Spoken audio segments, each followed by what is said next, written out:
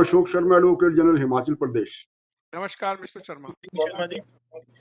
How are you? I'll Satyam, can I invite Yes, please. Minister to join now? Yes, please. Also, I am Please. requesting Renuji Ask to everyone to mute. Yes, I'll just. So Renuji, please start the live streaming, and also I request everybody to be on mute. I will be moderating the session, and for the questions, I will ask Hanji, you we for are the on. questions as well. Everybody is there now. So I request everyone to be on mute now.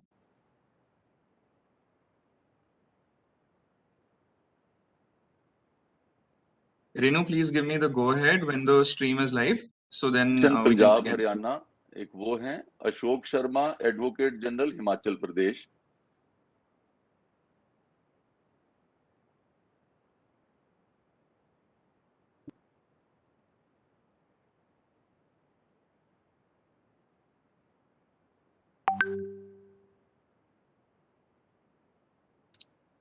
Okay, so good morning to everyone. We are live now.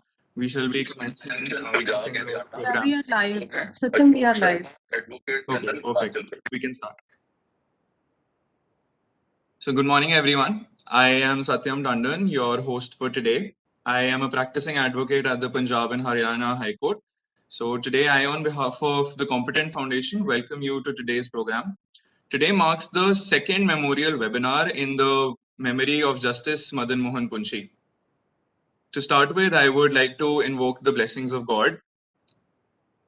And I welcome Mr. Kiren Rijiju, Mr. Ranjit Kumar, and Dr. Markanda, and all our other guests come over here. I also welcome all the people joining us from all over the globe through all our social media platforms. This program is being organized by Competent Foundation, and Competent Foundation was established in 2006 by my grandfather, Shri Tandon.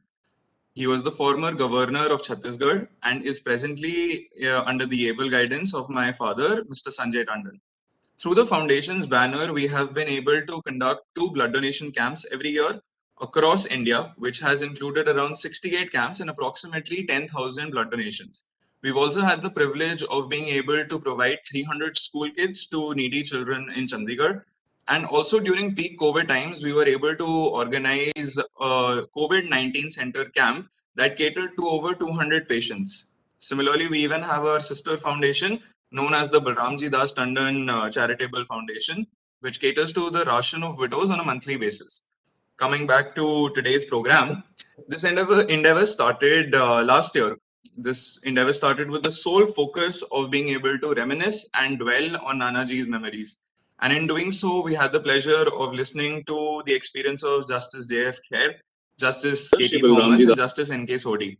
I personally was very touched and I was very overwhelmed that all of them spoke about Nana's unique brand of justice, his unique takes on morality and law.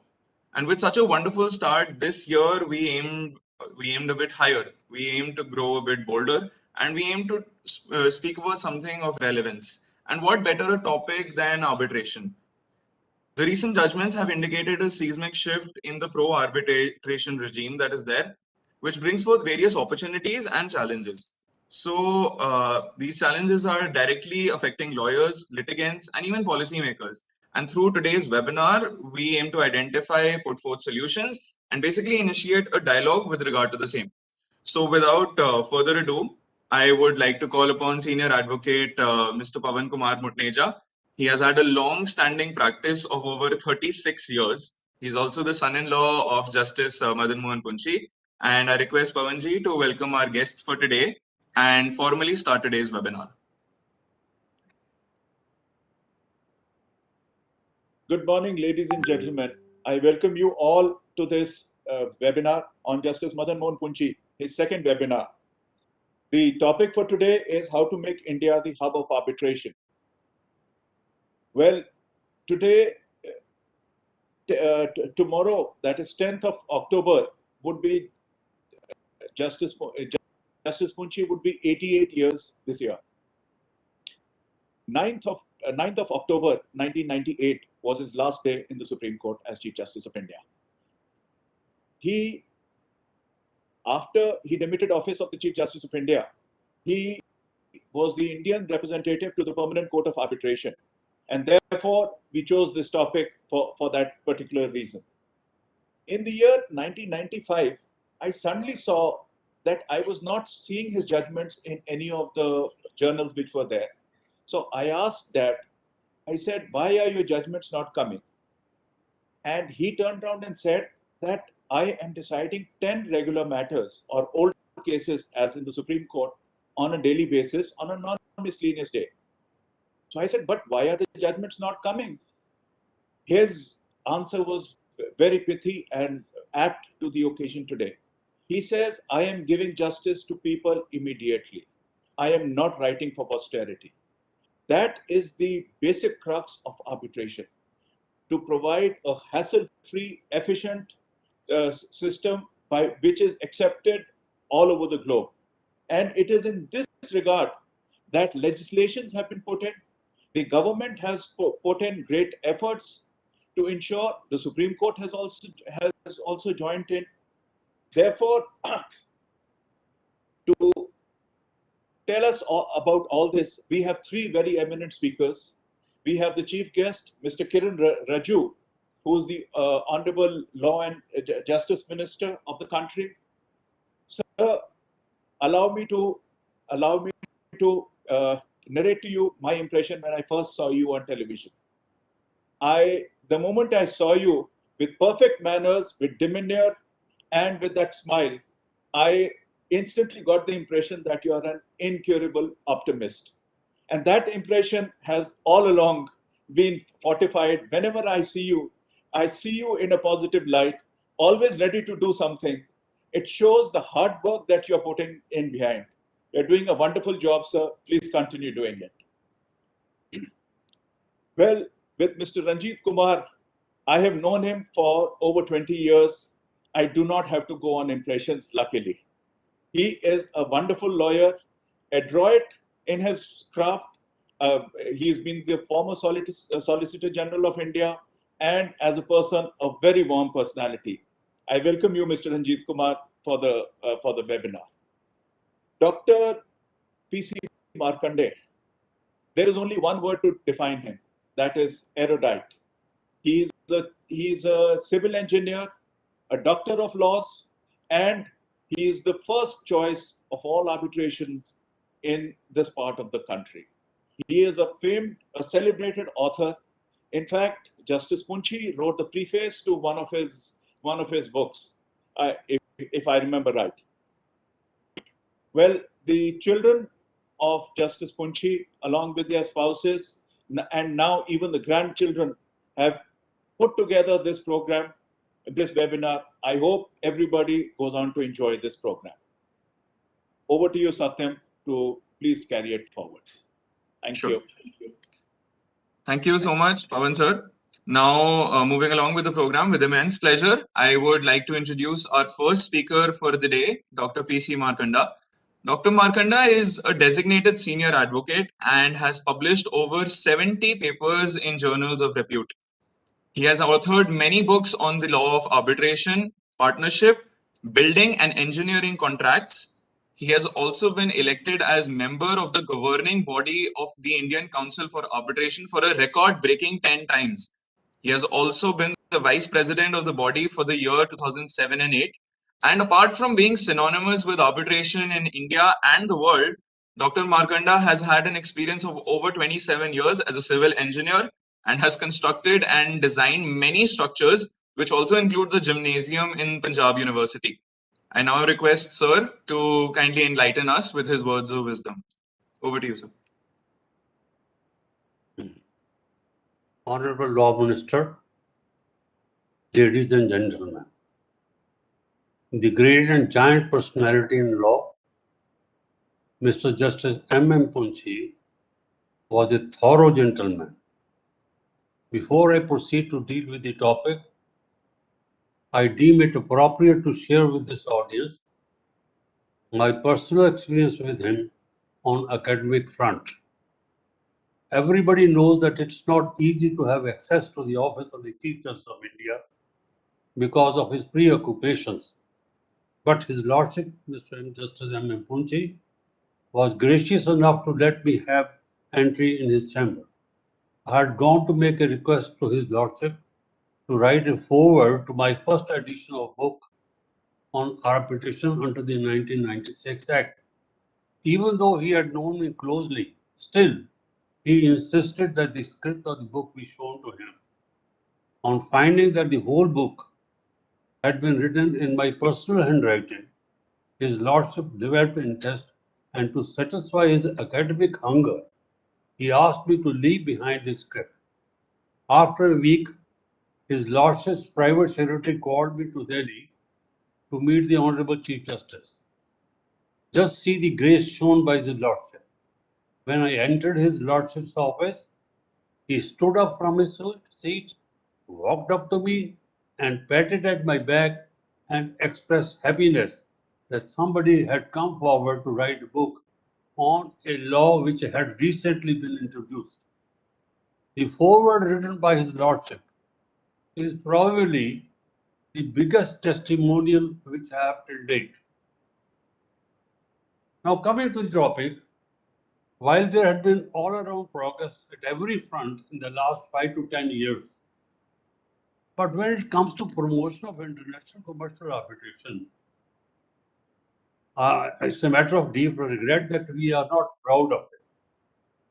I had studied the problem while pursuing my research for the degree of Doctor of Laws. I have been able to identify some areas where the central government can give a boost to the promotion of international commercial arbitration in India. To start with, I take the example of Singapore, which today is a role model for most of the jurisdictions. In 1991, Singapore International Arbitration Center was set up by the government of Singapore, which was later handed over to the private sector, which is presently managing the affairs without the support of government. As I understand from the earlier speakers, the Honorable Law Minister is out to implement good suggestions. I'm hopeful that the suggestions which I'm going to make today will go a long way in developing arbitration culture in India. Judiciary in Singapore is pro-award friendly, which will be evident from the fact that the Supreme Court of Singapore has set aside just 3 awards in the last 30 years. Coming to the performance of some of the renowned arbitration centers across the world, Singapore had 235 cases to handle in 2012, and in a span of 7 years, the number has doubled. Hong Kong International Arbitration Center was set up in a tiny city-state of Hong Kong. The then government of Hong Kong, with the help of public participation, has provided world-class infrastructure and is doing wonderfully well. They had handled 293 cases in 2012 and is maintaining its hold on international commercial arbitration. Next is Asia International Arbitration Center, which is located in Kuala Lumpur. It has made record progress. This is evident from the fact that in the year 2010, the number of cases handled was just a meager 20, while in the year 2017, it had registered an increase of over 470% cases. That is, presently, it is handling 932 cases. International Chamber of Commerce, located in Paris, had handled 759 cases in 2012 and is consistently maintaining the same. So is the case with the London Council of International Arbitration. There is no reason why we cannot handle arbitration cases of bigger magnitude, particularly so when we have the ablest lawyers in the world and outstanding retired judges. I therefore suggest that the central government, under the leadership of Honorable Prime Minister Shri Narendra Modi considers the following suggestions to make India a leader in the field of international arbitration. It is my humble suggestion that if the central government provides world-class infrastructure, I believe that it shall not take more than 5 years before we can rub our shoulders with any other country in the world. To start with, I would suggest that 1. The central government, public sector undertakings, and the state governments provide in the arbitration clause in the standard documents that it shall be mandatory that New Delhi shall be the seat of arbitration. We enter into international contacts with hundreds of agencies, but surprisingly so far, it has not been made mandatory that in case of disputes, arbitration arbitration seat shall be Delhi. In case some other foreign player does not agree to our condition, there would be no dearth of many arbitral institutions, agencies to come forward to enter into contact with us. Secondly, creation of autonomous regulatory body. Presently, the 1996 Act provides for a regulatory body which is wholly dominated by government officers, which would not earn the confidence of the foreign players. Thirdly, creation of specialist bar and bench. The creation of a specialist arbitration bar is critical to improving the quality of the existing arbitral institutions and arbitral practice in India in general. This would also ensure that lawyers can devote more time to arbitration alone. It is suggested that specialist arbitration benches should be created, where some of the high courts having commercial arbitration divisions, judges who hear arbitration matters also hear non-commercial matters, thereby frustrating the object of speedy disposal of arbitration matters. Fourthly, timely conduct of proceedings. Even though section 23 of the Act provides for day-to-day hearing, it had hardly been followed in any of the reported cases.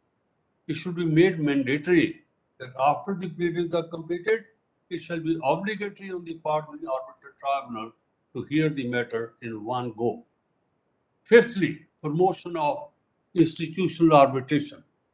The cases of Singapore, Hong Kong, and Kuala Lumpur illustrate how the government and the legislature have played a significant role in helping arbitral institutions to flourish.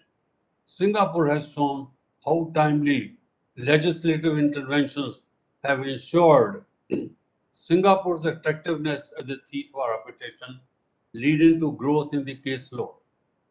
Instead of waiting for courts to clear ambiguities in legislation through case law, where appropriate, the legislature can be proactive to ensure that the Arbitration and Consolation Act keeps pace with the development in international arbitration and practice.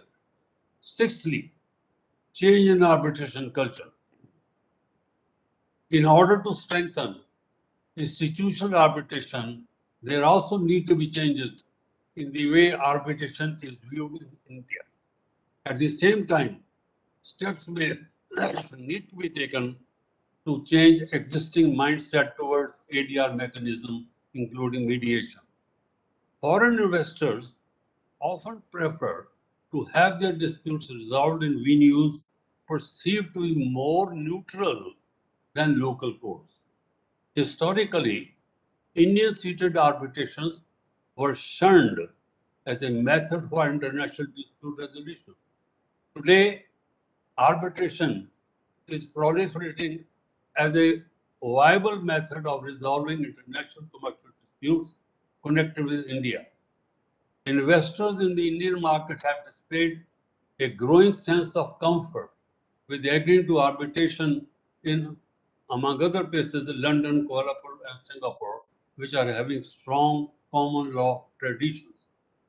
Even as Prime Minister Narendra Modi ji is planning to make India an international arbitration hub for the resolution of domestic and global commercial disputes, the existing arbitration landscape in the country does not give much hope. Arbitration is considered to be a part-time job both by the lawyers and the retired judges. Experts say we need professionals who deal with arbitrations on a full-time basis. In my personal experience of international commercial arbitration seated abroad, arbitration continues for days together without any break.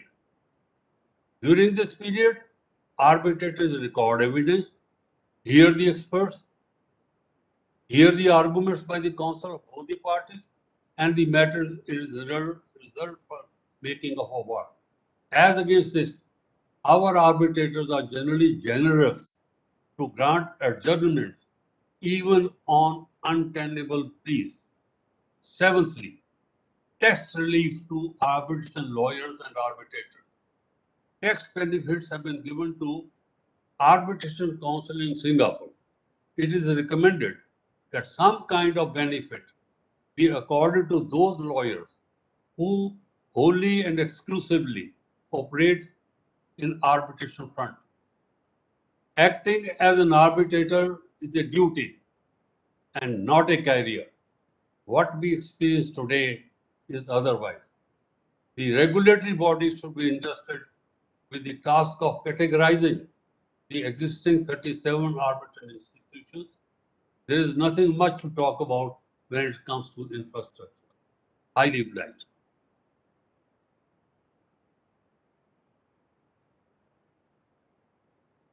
Thank you so much, sir. I think the points that you have raised shall surely go a long way in establishing the arbitration culture in India. And more so, I think the detail and the meticulousness with which you have explained, I think all the young lawyers who are joining us today through this webinar shall definitely be able to use those and be able to channelize those aspects. Sir, during the speech, we have received many questions. So I'm requesting now Mr. GBS Dhillon. He is the chairman of the Bar Association of Punjab and Haryana High Court. So I invite Dhillon sir to ask his question to you. Minister, dignitaries and all other participants. Sir, as you have said that we have so many arbitral institutions in India, why can't we upgrade these institutions rather than creating the new facilities?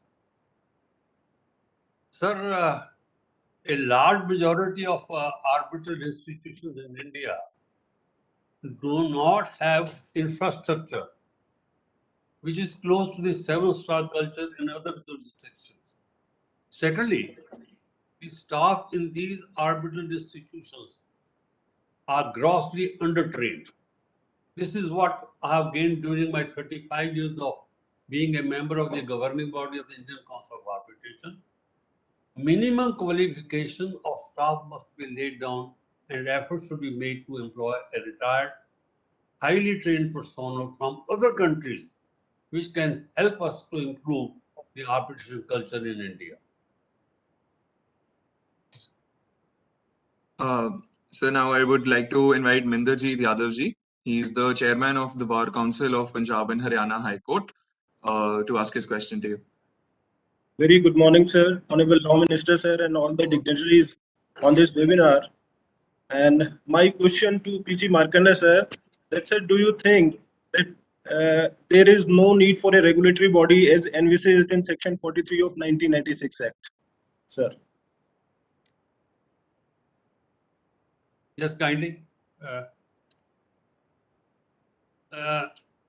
We have as many as, please, sir. As I have already stated, 37 arbitral institutions in India. Barring some, they are operating for commercial gains. There must be a regulatory body of eminent persons with no control of the government, so as to infuse confidence in the foreign players. The government, after providing the infrastructure, should create a trust or society for better management. The foreign player may not be interested to work in a government-dominated body because of nepotism, corruption, and favoritism. I'm sorry I have to make these remarks, but this is the general feeling which I have gathered from foreign players. Right, sir. Thank you very much, sir. So, moving along with the program, I thank Mr. Markanda, sir. So, after such a brilliant speech, I think it's only necessary that we continue in the same vein. So, without further ado, I would like to introduce our second speaker for the evening, Shri Ranjit Kumarji. Sir is the former Solicitor General of India. He's a designated senior advocate. He has also had a long-standing practice of over 41 years. He has defended and prosecuted various cases of national importance. These have included the challenge to the election of Dr. Shankar Dayal Sharma, former President of India, the Lakkubhai Pathak, and the JMM bribery case against Shri P.V. Narasimha Rao, former PM of India. Sir, we are very fortunate to have you amongst us. So over to you, sir. Honorable Law Minister, Mr. Rijiju, Dr. Markanda, and distinguished guests, ladies and gentlemen. I will first pay a small obeisance to Honorable Mr. Justice Madan Mohan Punchhi, former Chief Justice of India. I used to know him and I have met him. I've had the privilege of meeting him, other than in appearing before him. And he was a man of great principles, is what I would like to say first. Secondly, he always believed in doing complete justice in a matter, which is what our Article 141 speaks of.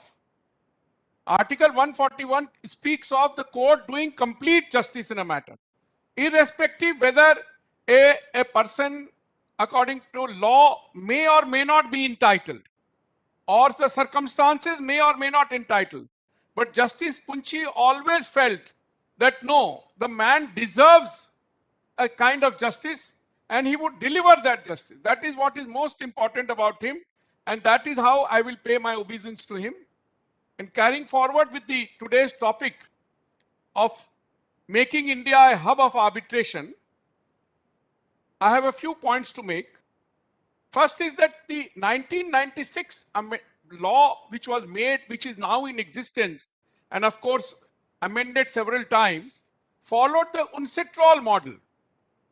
Now, since it was the Uncitrol model, we were required to continue with what was the ethos of the Uncitrol model.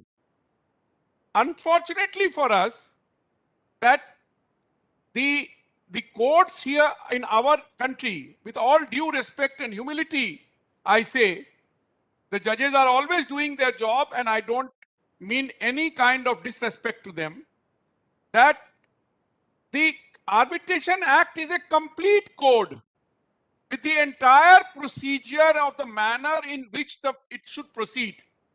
But the challenge to an arbitration award given by, say, 3 honorable judges of the Supreme Court retired, even a former Chief Justice, and who are learned people, may be interfered with by a sub-judge who feels that no, there is something wrong. Now, what happens most of the time in these arbitrations is that the one party is normally a public sector undertaking of our country. And of course, we have private arbitrations as well, in the sense that there are 2 private parties are fighting against each other. Now, in the process of this interference, based on the assumed fundamental public policy of India, which though has been sought to be defined under the 2016 amendment, that fundamental public policy is not understood in its right spirit. Therefore, we have that everybody who, kind of gets an award against himself, it's like getting a decree against you. You go and file an objection under 34. Whether it is maintainable or not is not necessarily required to be. especially the public sector undertakings or government bodies, because they feel that if I don't carry on the matter till the end and after a 34, then a 37, then a Supreme Court, what would happen is that that a lot of time is consumed, a lot of interest quotient on the award. Please understand, I have seen 2006 awards even now being considered in 2021, 15 years later, where the interest is rising every year, the meter is ticking. Why does the PSU or the government body do it? Because it feels that it will have to face an inquiry, because somebody may raise a small finger saying that no, this chairman of this PSU was mixed up with the other party, and therefore the money has been paid without going through that entire process of law. That is something which we have to consider how we can plug that. I don't say that there may or may not should not be an inquiry, but what happens is that today there is a regime which lasts 10-15 years where fingers are raised for the asking because somebody looks back and in hindsight feels that whatever happened earlier was wrong. It may or may not have been wrong at the time when it happened, but in hindsight it looks wrong. So therefore, for the arbitration to progress here, we need to have that mindset today. We don't have that mindset. And therefore, the interference by the courts are time consuming. Therefore, what is happening is that, as Dr. Markanda said, that international commercial arbitration is not coming here because the foreign parties don't believe that they will get justice quickly.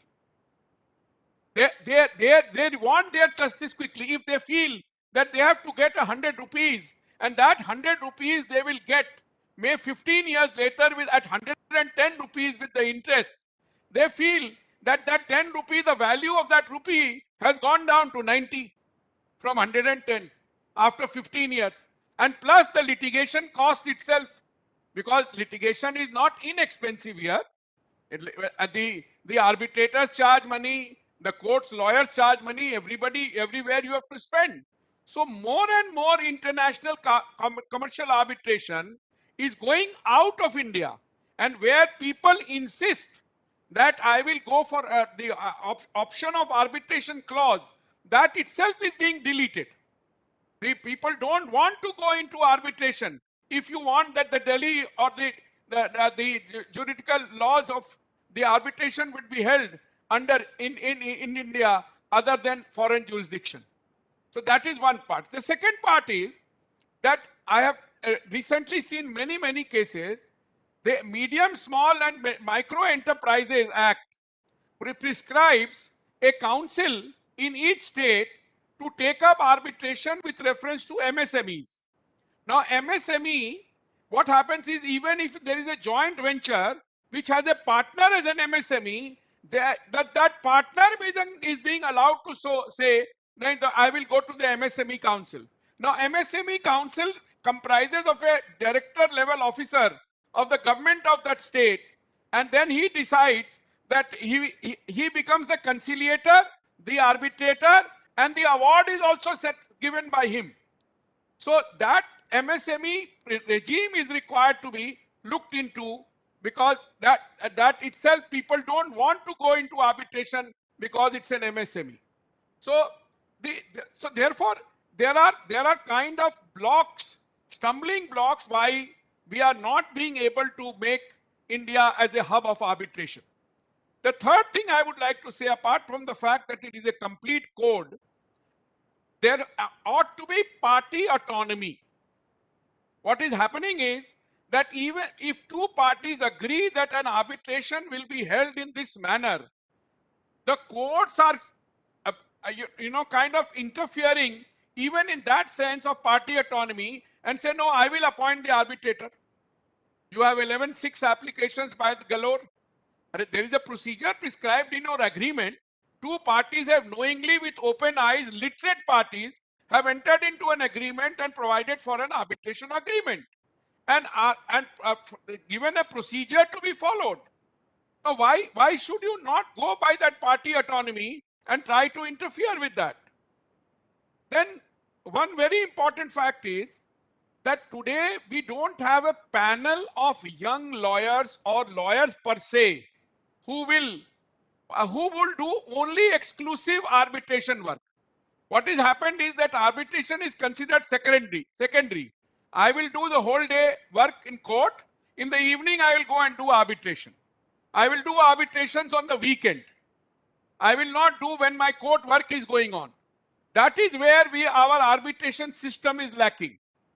We need to have a full-fledged arbitration bar where people only concentrate on arbitration.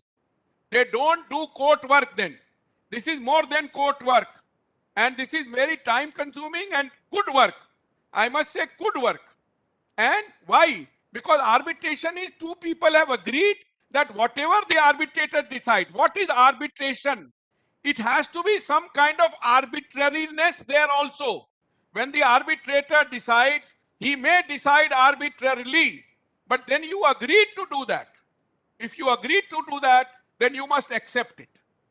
You can't, two people who are learned people or illiterate people have entered into such a, so therefore we need to inculcate among lawyers, please form a bar for yourself, please do exclusive practice here, don't do secondary practice for arbitration.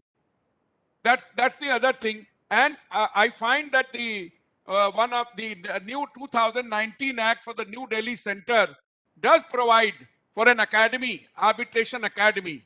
So that is a good step forward for the purpose of going into training people as to how arbitration. And one last thing before I conclude is to the Honorable Minister that we should get over this mindset that we can only have retired judges as arbitrators. There are very many qualified people, lawyers, other than lawyers, a person. What used to happen in the ancient time, please let us remember. The Gaon Panchayat, two parties will go to the Panch and say, please decide my dispute. The Panch would on his mind, kind of the understanding that he had, would try to do justice within that. That is how Panches used to. So we can't just say always, no, we must have a retired judge to arbitrate. So we have to inculcate. If you go to the UK jurisdiction or the Singapore jurisdiction or other jurisdictions, they are not all judges who are arbitrators. They are people who are learned, qualified, and understand the system, and then they go for arbitration. So this another mindset has to be changed.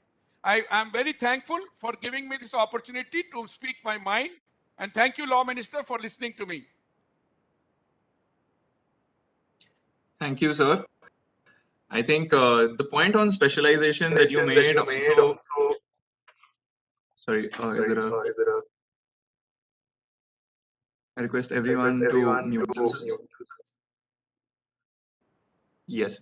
So I think, sir, the point you made, especially on specialization, showcases the generational shift that has taken place, because earlier lawyers used to do a lot of miscellaneous work, as in they would used to do criminal, civil, everything. But nowadays people are trying to specialize, and I think that really showcases the same. Now, sir, I would like to invite Shri Ashok Sharma ji. He is the Advocate General of Himachal Pradesh to ask you a question. Sir, I am audible. Am I audible, sir? Yes, please. Yes, please, Mr. Sharma. Yes. Yes, I can hear you. Good morning, Ranjit ji, and good morning to Honorable Law Minister, Mr. Kiren Rijiju, and everybody over there. In fact, I am really enlightened by the speeches of Dr. P.C. Markanda and Mr. Ranjit Kumar, former Solicitor General of India.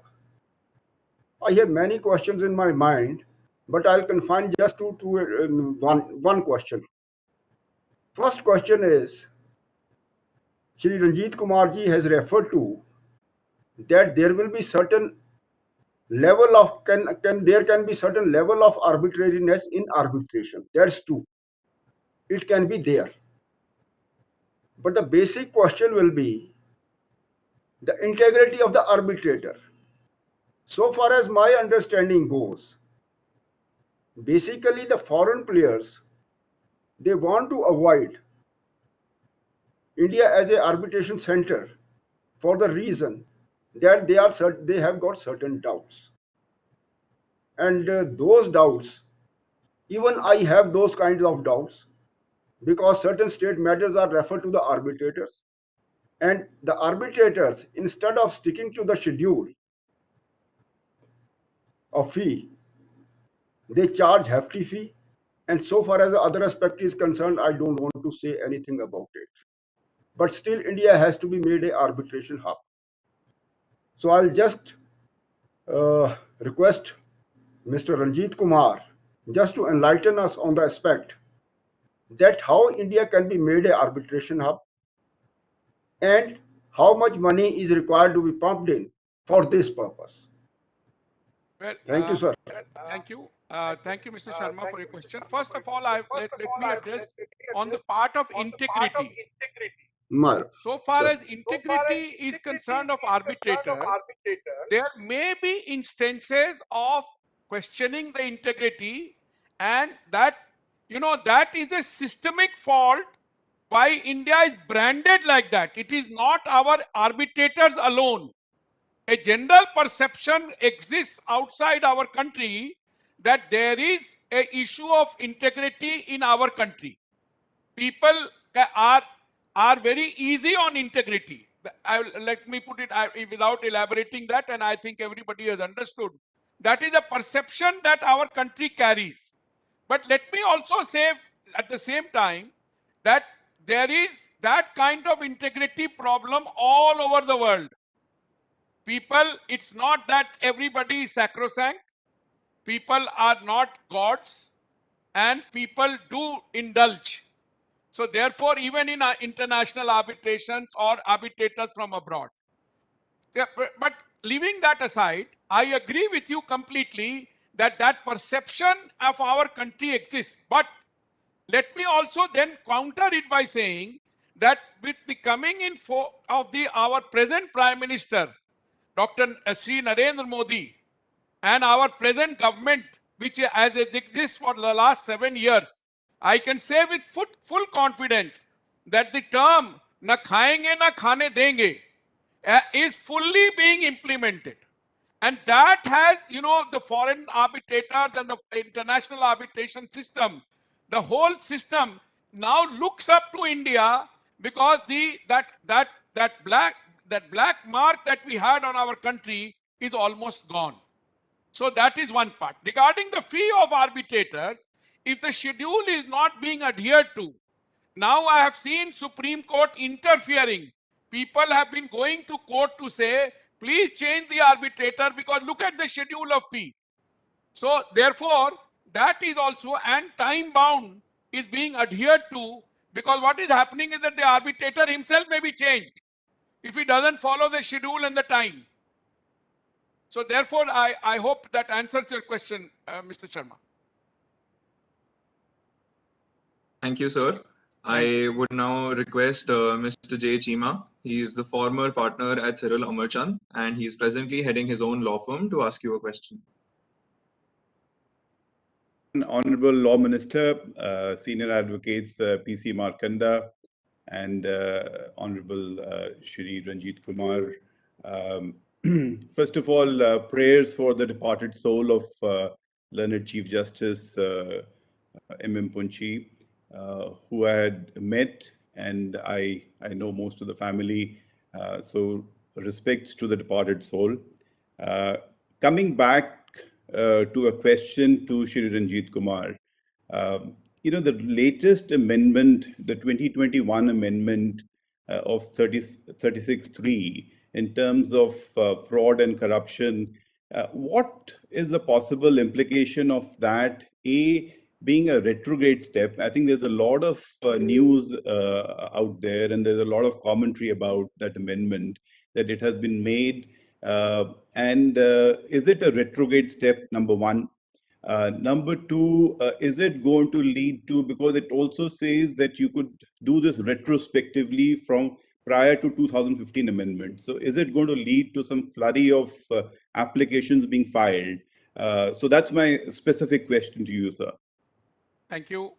Mr. Chima, I would like to answer it in this way, that the amendment was necessitated, if I may use the expression, with the ordinance, where government found in very many contracts, especially relating, we have a set of, arbitration mostly related to contracts given by public sector undertakings for the purpose of, say, construction of highways, bridges, railway work, all these, huge work, because a lot of development is today taking place in our country. Lots of development. I must give credit to that fact.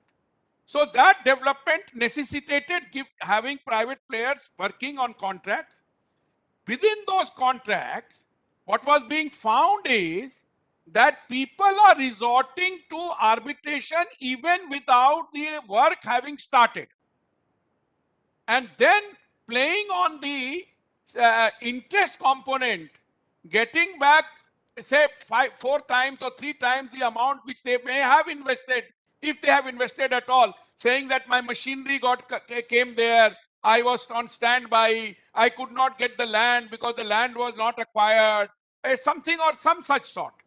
So the government found that because government is mostly one party in the arbitrations that we have in the domestic area, is that government found that then we have to resort to this stay, because an arbitrator, supposing were to give an award, and if it is on this basis that you having without done any work, lifting a finger, just because saying that my machinery was on standby, taking away crores of rupees, found that we have to stop and plug this. So therefore, it is my understanding, subject to correction, and the Honorable Law Minister will throw more light on it, is that the amendment of 2021 was brought in to plug that loophole of that bringing about fraud, and stay should be granted automatically if there is a fraud. And fraud, of course, as you know, Supreme Court judgments galore, that fraud unveils everything else. I mean, nothing comes in the way when it comes to fraud. But at the same time, one has to be very careful as to whether you will be able to prove that fraud. Don't delay the whole system by only just making one word of use of word fraud. Fraud by itself to be proved will definitely involve a lot of painstaking work. Thank you. I hope it answers your question, Yeah, Mr. Chima. Thank you. Definitely, sir. I think the automatic stay of Section 34, we will surely be able to move away from that. But I think the practical examples that you have given, sir, during your speech really exemplify the number of challenges that are there. And I personally believe that whenever there is a challenge, there is a scope for innovation and a scope for growth. And I believe that this webinar shall definitely establish that sort of a dialogue wherein all young people and specialists, as you pointed out before, shall definitely be able to take it up. So moving forward with today's program, I would like to call upon my father, Mr. Sanjay Tandon. He is the chairman of the competent group, ex-president of BJP Chandigarh, presently the co-in charge of Himachal Pradesh BJP. He is also the son-in-law of Justice Madan Mohan Punchhi. Dad, you are the driving force behind this program and also the guiding light into making me and our entire family what we are and what we stand for. Although there are many more compliments I would want to pay to you, but as an anchor, it is my duty to also move along with the program. So I request you to welcome Mr. Kiren Rijiju and introduce our chief guest for the day. Over to you. Thank you, Satyam, for this introduction. But before I introduce my friend Kiren Rijiju, let me thank Mr. Ranjit Kumar and Dr. Markanda for their contribution, and especially talking about the subject, and besides that, talking about my father-in-law. This idea came to my mind when I used to have memorial lectures for my father, Balramji Das Tandon, along with Punjab University. And one of my friend told me that you are really balancing it out in the family, that you are doing it for your father as well as for your father-in-law. So makes my wife happier. So moving along with the introduction of Kiren Bhai. Kiren Bhai, I don't know how to introduce you. You are such a multi-talented person. And when I was trying to download various informations about you, there are a number of pages in front of me. But I'm relying on the, especially the personal information which I have about you, is that besides a politician, besides a public man, besides being the face of Bharatiya Janata Party in northeastern states, you are a dear friend, and you are a friend to everyone. I remember when I had moved to my new house and you were visiting Chandigarh, and you said that Sanjay ने नया घर बनाया है तो सबसे पहले मैं उसके घर जाके चाय पीऊंगा, and you came in my house at 8:30 in the morning, and I was seeing that photograph today morning itself.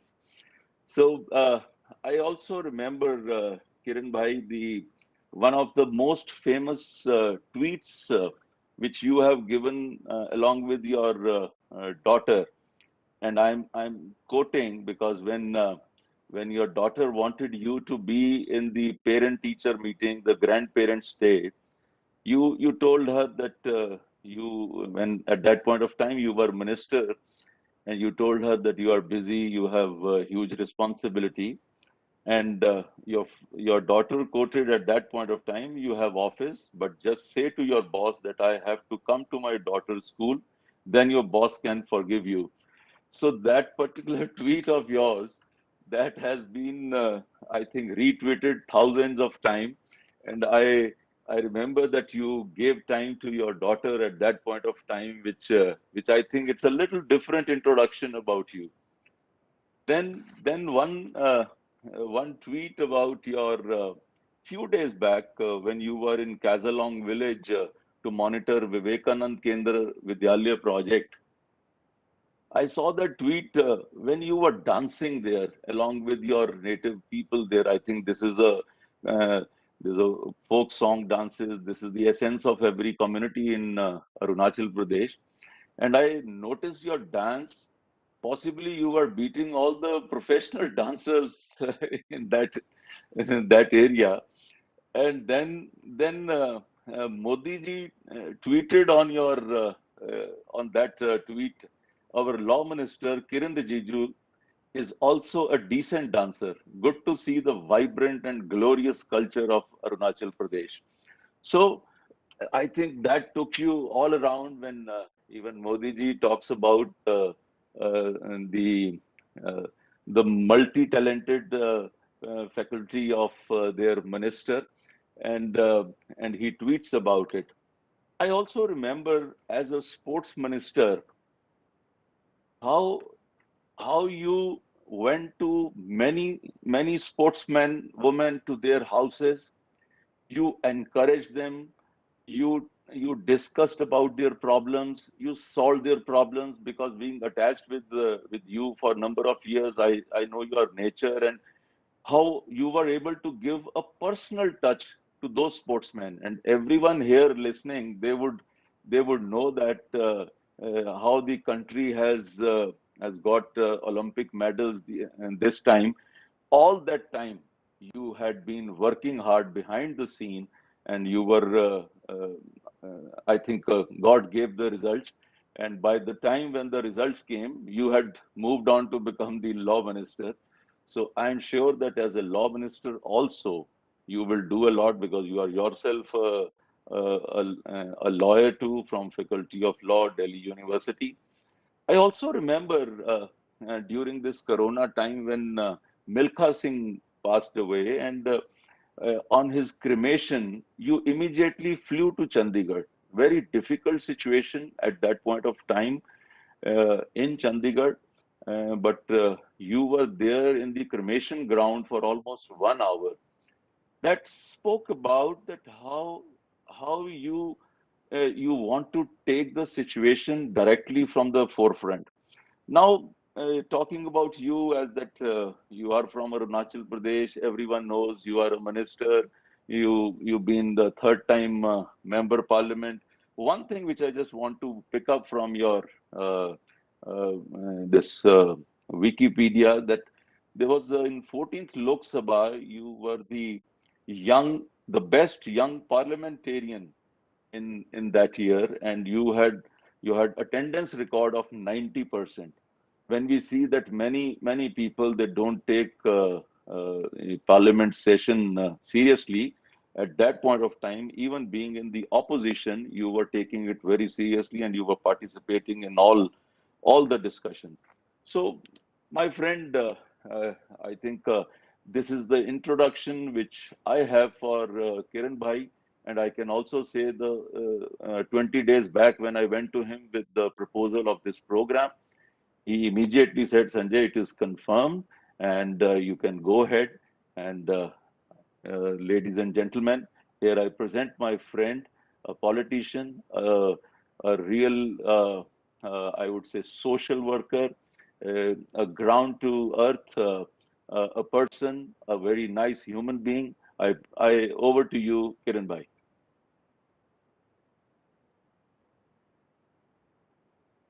Thank you, Sanjay ji, for this wonderful introduction which you have given to all the eminent personalities joining here in this important event about me. First of all, my greetings to Ranjit Kumarji, the senior advocate as well as the former Solicitor General of India, Dr. P.C. Markanda ji, senior advocate and established jurist on arbitration. Of course, Sanjay ji, on whose invitation I am here with you, who is also the chairman of the competent group and our party ex-president of Chandigarh unit, Kumar Mutneja, senior advocate, Madan Mohan Punchhi, public prosecutor of Chandigarh, and our young anchor Sanjay Tandon, all the senior personalities from the legal fraternity, and our young advocates who have joined us today.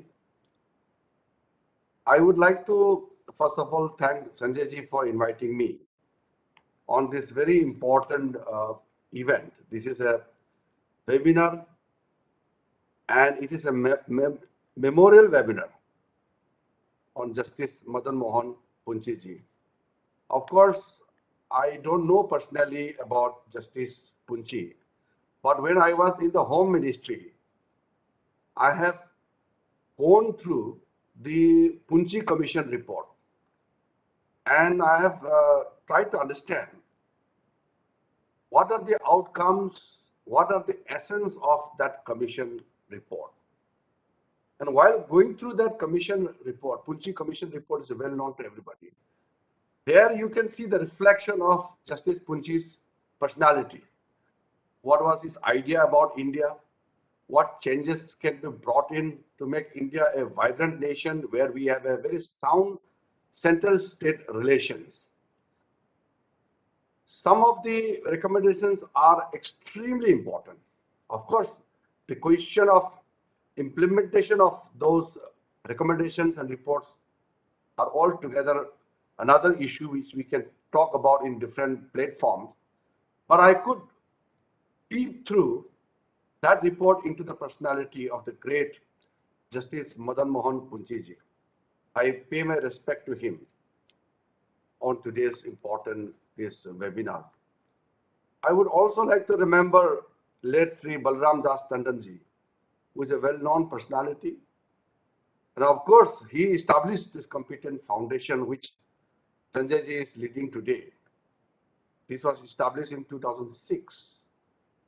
And let me appreciate, congratulate, and acknowledge the great works which the competent foundation has conducted in many years' time.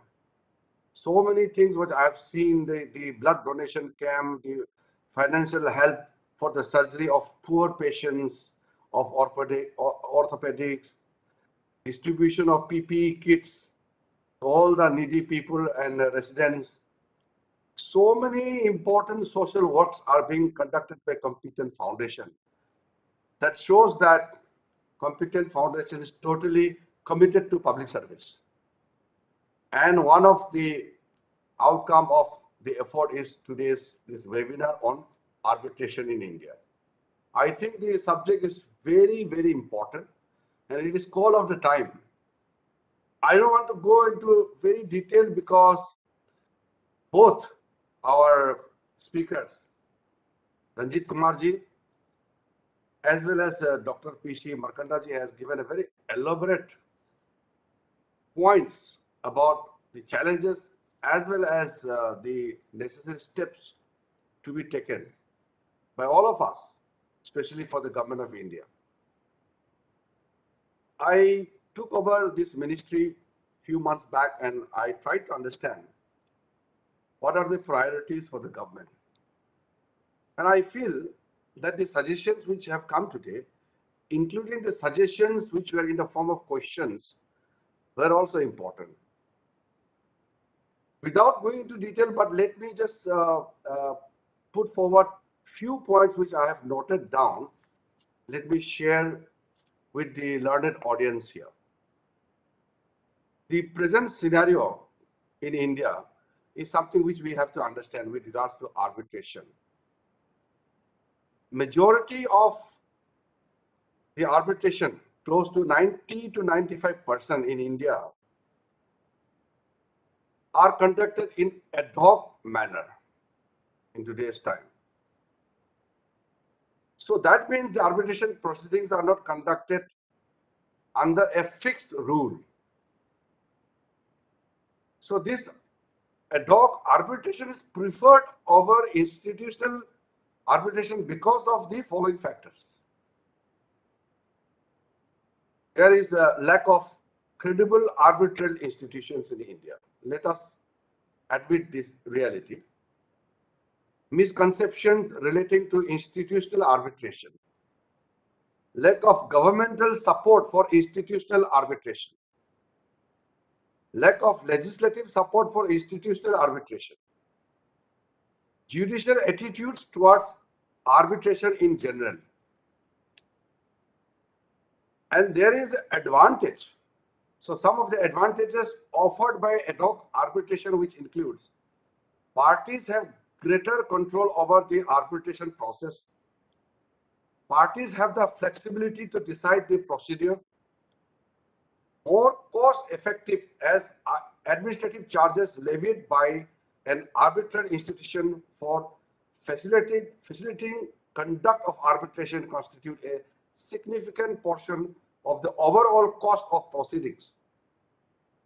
However, ad hoc arbitration is riddled with problems.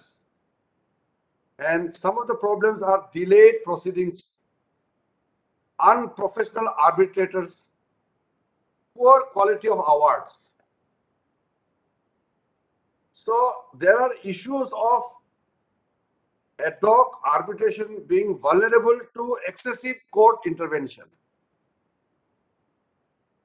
These are certain challenges which the points were brought out also, and I also feel that I should also mention. Now, the vision of the government is very, very crystal clear, and you have already mentioned it about the vision which our Honorable Prime Minister had laid. So, in the Global Conference on National Initiative towards Strengthening Arbitration and Enforcement in India on 23rd October 2016, Honorable Prime Minister had called for developing India as a hub, global hub for arbitration. Now, as a Minister for Law and Justice, it is my duty, my bounded duty to take forward to ensure that the vision laid by the Honorable Prime Minister is followed up meticulously. And that is what I have been doing. In last few months, I had an intensive discussion with my officers and also some of the people who are outside the government structure. But I can assure you, my consultation is not limited to the retired former judges. So I'm trying to reach out to everyone who can offer something in our effort. Some of the steps taken by the government are, I think, you all are well aware of. The Arbitration and Consolation Amendment Act of 2015 had focused on certain points. Let me read out. Public policy as grounds for challenging or on arbitral award is an important point. So that amendment provided for the courts to set aside an arbitral award if it is in conflict with the public policy of India. The amendment permits parties to choose to conduct arbitration proceedings in a fast-track manner whereby the award would be made within 6 months. The amendment also introduced a provision that requires an arbitral tribunal to make its award within 12 months. This may be extended by a 6-month period. The amendment also provided that any challenge to an arbitral award that is made before a court must be disposed of within a period of 1 year. The concept of automatic stay of the award under Section 36 of the Amendment Act was done away with. The said section was substituted inter alia with provision to separate application for stay of the award to be made by the party concerned if the enforcement is sought to be stayed. There are some more benefits which came out of the 2015 amendment. Number one is the faster timeline has been made the arbitration process, and that has been made more effective. With the concept of automatic stay no longer part of the arbitration law, and arbitration awards are enforced in a time-bound manner, and award holders are no longer required to wait for the disposal of the challenge to arbitral award before they can reap the benefits of awards. The introduction of 4th schedule has ensured that the arbitration process does not become very expensive. So these are the benefits of 2015 amendment. Now 2019 Arbitration and Consolation Amendment Act are also a serious effort on the part of the government to develop India as a hub of international commercial arbitration and promote institutional arbitration in our country. Let me remind the main features of 2019 amendment. With a view to promote institutional arbitration, the establishment of Arbitration Council of India for grading of arbitral institute in India was envisaged. Now, I am in the process of having a full team or constitution of the Arbitration Council of India. Of course, as you have mentioned, the excessive presence of the government nominees can diminish its credibility, and only going for the former retired judges also will have its own implication. So we must have a very good mixture where the credibility is established, where the international stakeholders can have faith in our arbitration system in India. So that is what I'm trying to strike a balance. I have already started few discussions on that regard to appoint full-fledged team in the Arbitration Council of India. And also the New Delhi International Arbitration Center Act 2019 is a very important step towards that direction. And let me make it very, very clear that we will leave no stone unturned to make New Delhi International Arbitration Center truly a global standard. So we talked about Singapore Arbitration Center, Hong Kong, London, but we all know that we have the ability to have one such in India itself. And we have the potential. The only thing is we have to have the resolve to do it. And I'm sure with the support of everyone, we should be able to achieve our desired objectives. Now, the main features of that act is for better management of arbitration in the country and to declare it as an institution of national importance. So when we call an institution of national importance, then we have to provide all support, policy support, physical support, and of course financial support also, because the infrastructure has to be of the international standard. The Arbitration and Consolation Amendment Act 2021 is something I'm also attaching lots of importance. Now that it is providing for unconditional stay of enforcement of arbitral awards where the underlying arbitration agreement, contracts or arbitral award are induced by fraud or corruption. And it has omitted 8th schedule to the Act and gives power to the Arbitration Council of India to lay down qualification, experience, and norms for accreditation of arbitrators by regulations.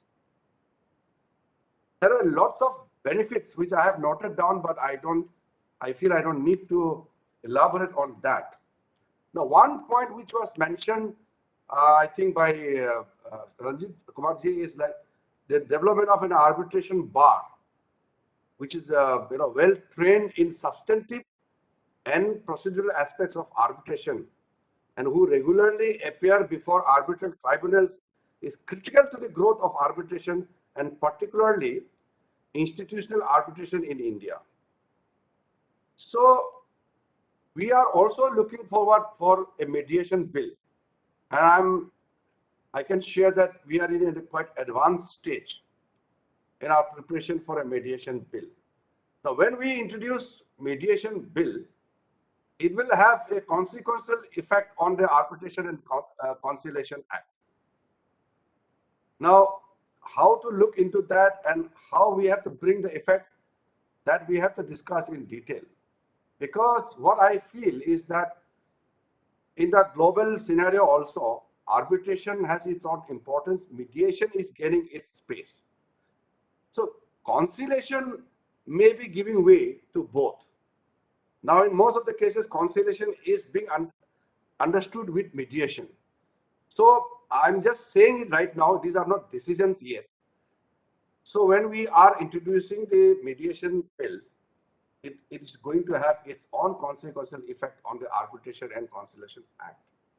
So that is something I will require lots of suggestions, lots of inputs from all important stakeholders, and which will require lots of deliberation. Intensive deliberation will be absolutely necessary before we actually give it a full shape. So with these few remarks, in fact, I don't have nothing much to share because you all are well entrenched in this domain and you understand very well. Rather, I require these inputs from you. And as you all know, I am not a person from this legal fraternity. Of course, I have an LLB degree. I have told many of the friends from the Bar Association and Judiciary that don't count me out. I have an LLB degree, and that LLB degree is not a fake degree, but I am not an expert. I'm not a practicing lawyer. I have no whatsoever field knowledge about legal affairs, but whatever I have understood through my common sense, through my simple effort, is that I have to be uncomplicated. We are from the public field. I am not an expert. There are officers who have to guide me. There are experts who will handle these complicated issues. But I feel that a policy maker or a minister need not be absolutely a domain expert, but a minister must be able to listen to the advices and suggestions. That is more important. I have not come here with any baggage. I'm not going to impose my little knowledge on everybody, but rather I would take along the suggestions from everybody. I'm a very uncomplicated person, so I look things from very simple manner. Whether I was in the Ministry of Home Affairs, I was there as 5 years, Minister of State for Home Affairs. Then I handled, as Sanjay ji was mentioning about my tenure as a sports minister. I was Minister for Ayush I handled Ayush Ministry, and I had an additional charge for the minority affairs. So wherever I had served, and even as a member of parliament, whenever I speak in the parliament also, I don't use hugely complicated all these terminologies. I don't go into complex issues. I approach things from very simple angle and follow in a simple manner so that the objective can be achieved faster. Many people think that the legal world is very complicated. But I'm sure we can make this legal world very simple also with a simple approach. Why to make things too technical and keep it away from the common man? Simplify things as much as possible so that everybody can feel, understand. When a lawyer argues in a court, I wish someday we will have a live telecast. Let people see, understand that things are spoken in a very simple language, not using too much of complication and technical words to confuse. I don't know, to confuse judges or the audience, but we can definitely approach and achieve the targets in a very, very simple manner. And that is what I am. So my doors are always open to you all. Any suggestions, if you have to offer, you can meet me in person, you can call me. My doors are open to everyone. As a minister, I feel that is my duty, that we should not be difficult to approach. It should be easily approachable. So that is what I wish. And thank you, Sanjay ji, for inviting me. And my special thanks to Ranjit ji and Markanda ji for giving a wonderful talk on this subject of arbitration. I have definitely benefited out of your words. And of course, the presence of so many legal luminaries and the young lawyers are going to be very, very important to work as a team. Thank you very much. Jai Hind. Thank you so much, sir. I wholeheartedly thank you for your valuable address. So during your speech, I think the balance that you have maintained between policy making, the practical problems elaborated above, and the execution is certainly evident. And I think a person of your experience and mental fortitude is just what is required to push the envelope for making India the hub of arbitration. So last but not the least, I request Shri Ashu Mohan Punchhi.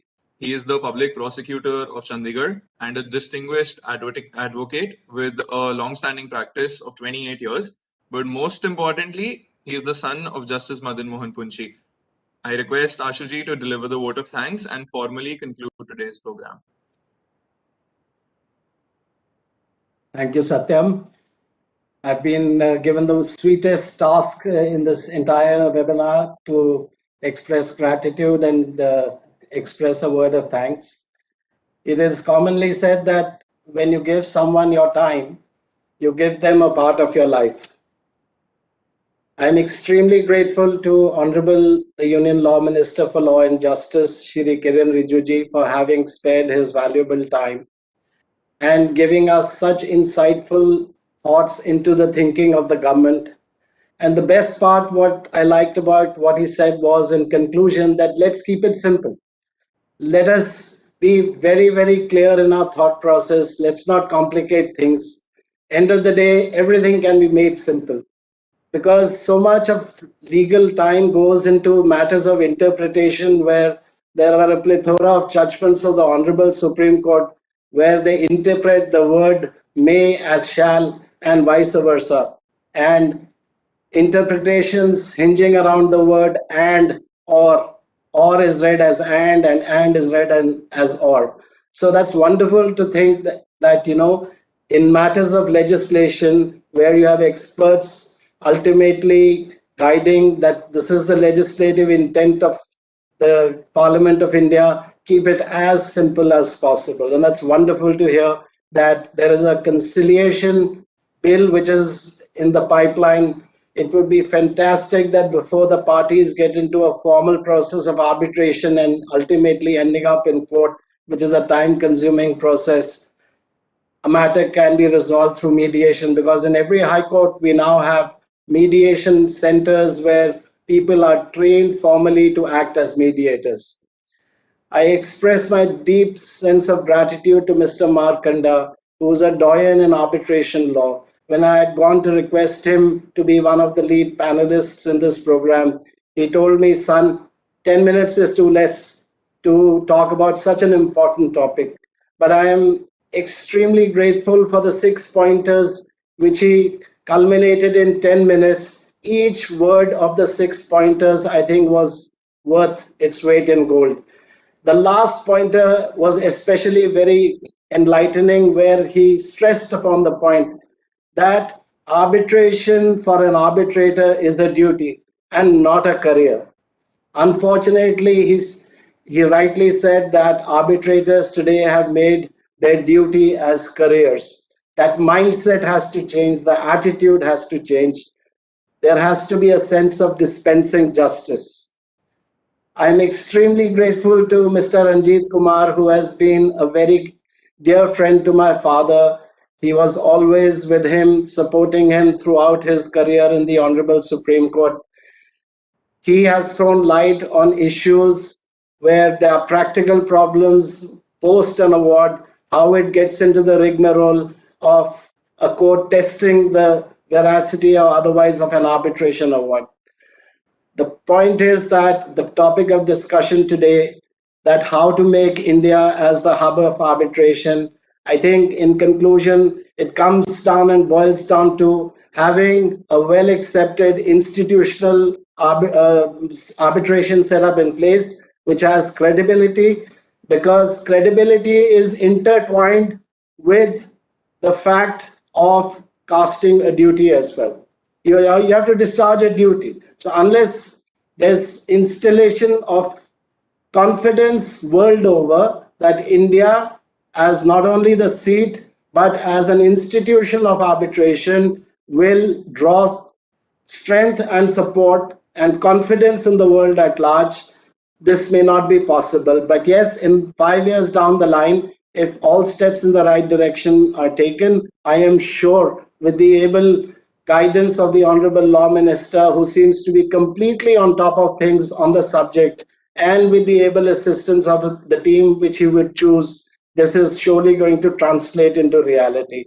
I'm extremely grateful to the Honorable Advocate General of Himachal Pradesh for sparing his time, to my dear friend Mr. Jitendra Cheema, a worthy Honorable Chairman of the Bar Council of Punjab and Haryana, and lastly, my dear friend Mr. Dhillon, who has been one of the best presidents of our Bar Association, and he's taking everything head on with the COVID times. He's doing a fantastic job. I also express my extreme gratitude to my brother-in-law, Mr. Sanjay Tandon, for drawing parity in the family for father and father-in-law and pleasing his wife, my sister, in enabling the webinar series to begin in the memory of my father, late Justice M.M. Punchhi. I am thankful to the entire team who works behind the curtains, the IT team of Competent Foundation, to each and every participant who has spared their valuable time and sharing a part of their lives with us. Gratitude is a feeling which comes from the depth of the heart. With folded hands, I say thank you to each one of you for making this webinar enlightening, and hopefully it will augur well for all of us. Thank you, everyone, and God bless all.